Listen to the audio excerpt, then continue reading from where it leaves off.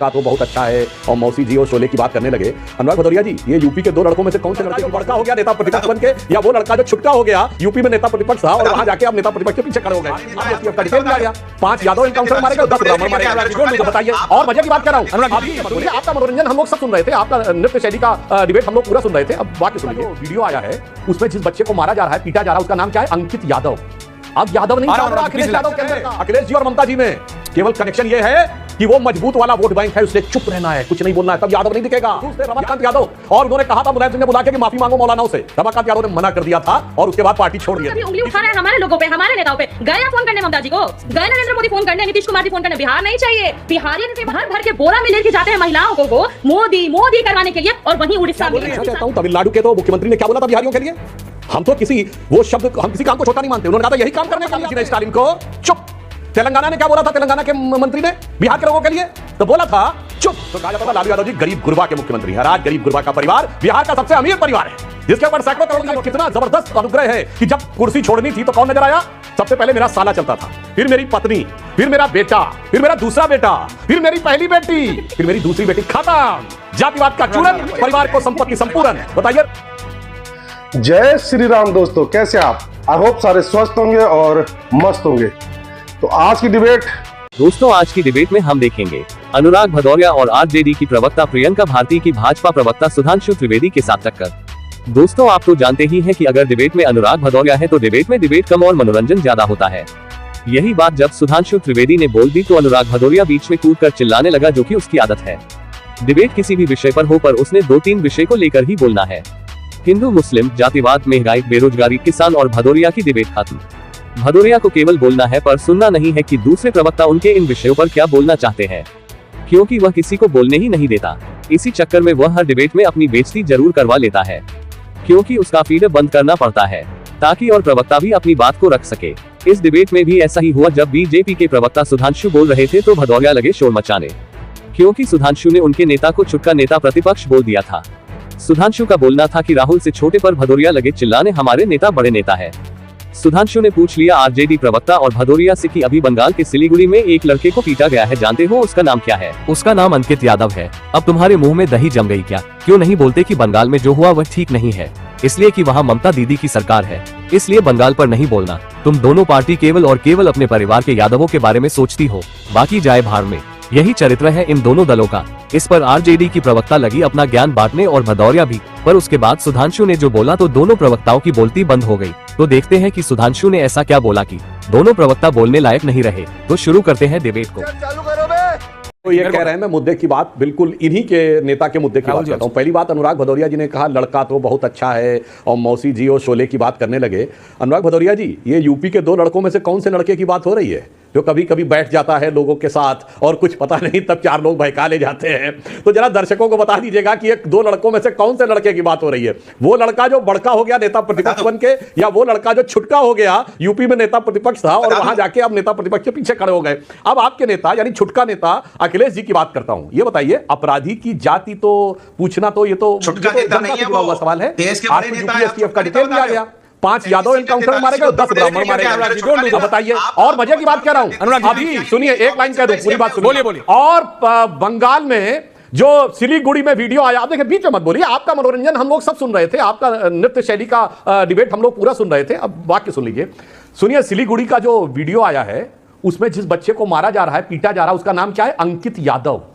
अब यादव नहीं चल रहा अखिलेश यादव के अंदर का, क्योंकि अब ममता जी के साथ तो वहां कलकत्ता में जाकर तो समाजवादी पार्टी राष्ट्रीय कार्य समिति कर चुकी है। अब न तेजस्वी जी का यादव जाग रहा है, अपराधी के लिए जागता है, पर अपनी मेहनत करके नौकरी पाने के लिए जाकर एग्जामिनेशन देने वाले यादव के लिए नहीं जागता। जानते क्यों? मैं सारे देश के दर्शकों से कहता हूं, सुनो क्या कनेक्शन है अखिलेश जी और ममता जी में।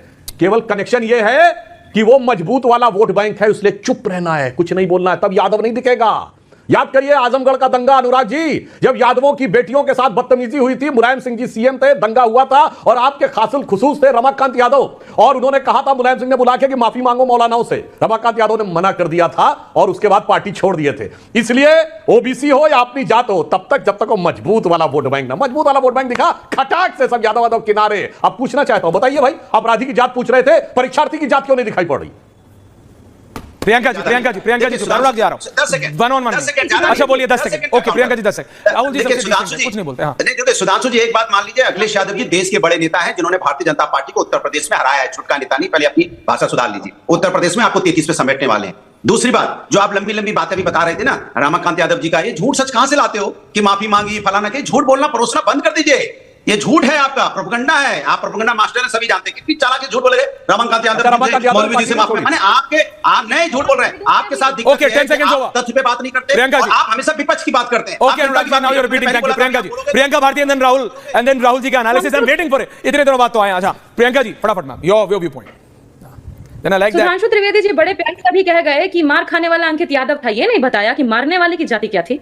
वो भी तो देख लेते कि मारने वाले की जाति कौन थी। आप ही लोग के लोग भेजे हुए लोग थे ना, और आप लोग अभी उंगली उठा रहे हैं हमारे लोगों पे, हमारे नेताओं पे। गए आप फोन करने ममता जी को, गए नरेंद्र मोदी फोन करने, नीतीश कुमार जी फोन करने। बिहार नहीं चाहिए, बिहारी से मतलब नहीं, आपको कुर्सी से मोहर। लालू जी ने फोन किया, उसके बाद वो आदमी पकड़ा गया। लेकिन नहीं, आप लोग ही वो लोग हैं जो जाति देखकर ठोको नीति अपनाते हैं। एसटीएफ को क्या बना के छोड़ दिया है पूरा देश देख रहा है। तो इसलिए आप तो इस तरह की घटिया बातें मेरे सामने मत ही कीजिए कि आप लोग यादव वोट बैंक है। मैं तो कम से कम प्राउडली कह सकती हूँ ना कि ये तबका है जो कम से कम रैशनलिस्ट है, सोच सकता है कि देश का विकास कौन करेगा। जो नहीं सोच सकते हैं उनको समझने की जरूरत है कि वोट कैसे सही जगह डाला जाए, कि कोई कपड़ों से देश की पहचान ना करे और कहीं विदेश में हमारे प्रधानमंत्री जाएं, प्रधानमंत्री के सामने ये बोलते ये छोटे देश के प्रधानमंत्री हैं, तो ये कहने की हिम्मत रखे, उसका बहिष्कार करने की हिम्मत रखे, उनको बोलने की हिम्मत रखे कि ना मैं मजबूत देश के प्रधानमंत्री हूं। इस तरीके से वहां पर भर भर के बोरा में लेके जाते हैं महिलाओं को वो मोदी करवाने के लिए। और वहीं उड़ीसा में 80 साल की बुजुर्ग महिला 2 किलोमीटर घसीट के वो महिला जाती है वृद्धा पेंशन पाने के लिए। 2 भारत बना दिए हैं आप लोगों ने, और इसीलिए आप कपड़ों से पहचान करते हैं, जाति से पहचान करते हो, जाति देके मार खिलवाते हैं। ये आप लोग की राजनीति है और इस गंदी राजनीति का बहिष्कार देश कर रहा है। तभी नरेंद्र मोदी जी का वोट कहां से कहां लुढ़क गया, ये देश देख रहा है। किशोरी लाल जी से भी कम वोट आए हैं उनको।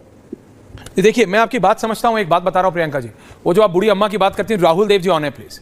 वो जो आपने बूढ़ी अम्मा की बात की, सुधांशु जी आ रहा हूं, and then Rahul ji analysis, complete analysis on all political parties and then for ending comments. जो आपने उस बूढ़ी अम्मा की बात की ना, वो देख के कोई भी हो, कहीं भी हो, किसी भी प्रदेश हो, किसकी भी सरकार हो, ये दिखाता है कि अभी भी वो जो अंत्योदय की बात भारतीय जनता पार्टी करती है सुधांशु जी, वो कहीं ना कहीं अभी भी वो बचा है। The last man standing in the line, वो वाली चीज। नाउ सुधांशु जी आप काउंटर कर रहे थे।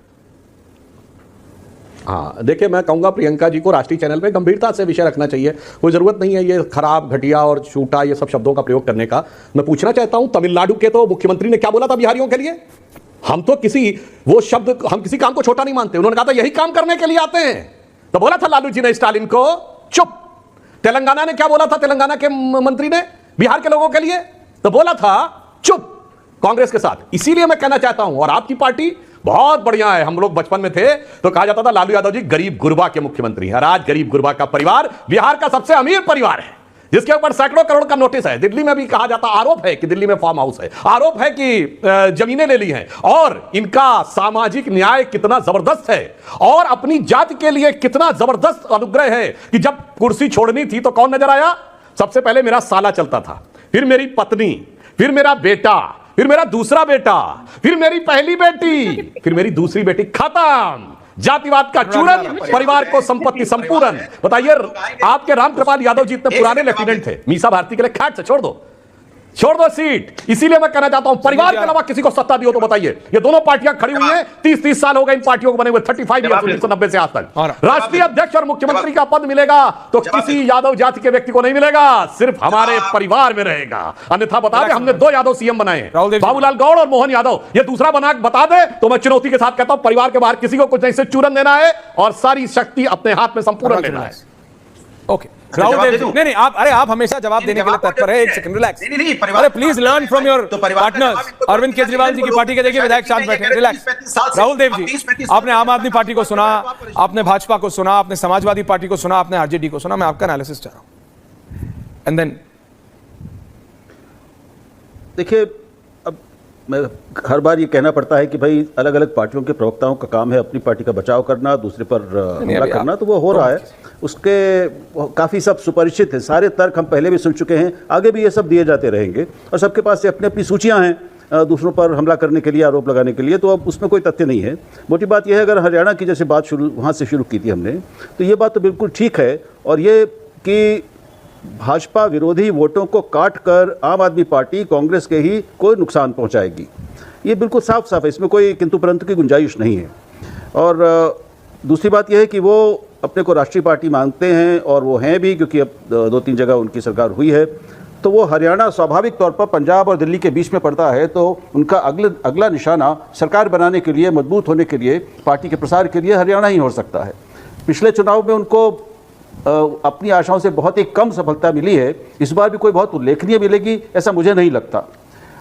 दूसरी समस्या यह है कि जो इस पूरे इंडिया गठबंधन की समस्या है कि उसके अलग अलग प्रदेशों के स्तर पर जब आता है मामला, तो उसके आपसी अंतर विरोध और विरोधाभास और परस्पर हित इतने टकरावते हैं एक दूसरे से कि वहां पर दोनों का फायदा भी हो जाए, जो गठबंधन का भी फायदा हो जाए और किसी को नुकसान भी ना हो, ये असंभव जैसी स्थिति है। तो ये दुविधा, ये असमंजस हमेशा इस गठबंधन के साथ रहने वाला है, पहले दिन से है, वो अंत तक रहेगा।